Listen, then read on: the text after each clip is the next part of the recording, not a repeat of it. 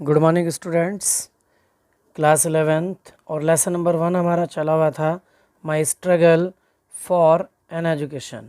इसमें हमने great deal तक हमारा जो लास्ट क्लास में पैसेज हो गया था।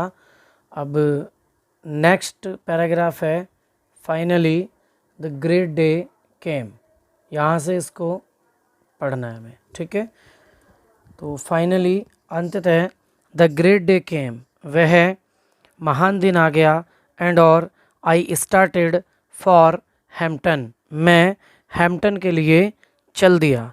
आई had only a small cheap satchel, मेरे पास केवल एक छोटा सस्ता सा थैला था। That contained the few articles of clothing, जिसमें कुछ विभिन्न प्रकार के कपड़े थे। आई कुड गेट, जो मुझे मिल सके थे। My mother at the time, मेरी माता उस समय वाज रेदर वीक, बहुत कमज़ोर थी। एंड ब्रोकन इन हेल्थ, और उनका स्वास्थ्य भी खराब हो गया था। आई हार्डली एक्सपेक्टेड, वह मुश्किल से ही टू सी हर अगेन, मुझे पुनः देखने की आशा कर सकते थे। एंड और दस, इस प्रकार our parting was all the more sad, हमारी विदाई बहुत ही दुखद पूर्ण हुई। सी हावेवर, फिर भी उसने was very brave through it all, इन सभी में बहुत अधिक बहादुरी दिखाई। The distance from Malden to Hampton, Malden से हैम्पटन तक की दूरी इज अबाउट 500 माइल्स, लगभग 500 मील थी। बाई वॉकिंग, पैदल चलकर। Begging rides both in wagons and in the cars, घोड़ा गाड़ी और कार में। लिफ्ट, लेकर। इन सम वे, किसी प्रकार। After a number of days, काफ़ी दिन के बाद। I reached the city of Richmond, मैं रिचमॉन्ड शहर पहुंच गया। Virginia about 82 miles from Hampton, जो वर्जीनिया में कहीं स्थित था। अबाउट 82 माइल्स फ्रॉम हैम्पटन, और हैम्पटन से लगभग 82 मील की दूरी पर था। यानी हैम्पटन से रिचमॉन्ड जो सिटी है वो लगभग 82 मील की दूरी पर था। जो रिचमॉन्ड है वो वर्जीनिया में स्थित था, वर्जीनिया भी शहर का नाम है। वह जब आई रीच्ड देयर, मैं वहाँ पहुँचा। टायर्ड, थका हुआ था। हंग्री, भूखा था। एंड डर्टी, और गंदा था। It was late in the night, और बहुत अधिक रात भी हो गई थी।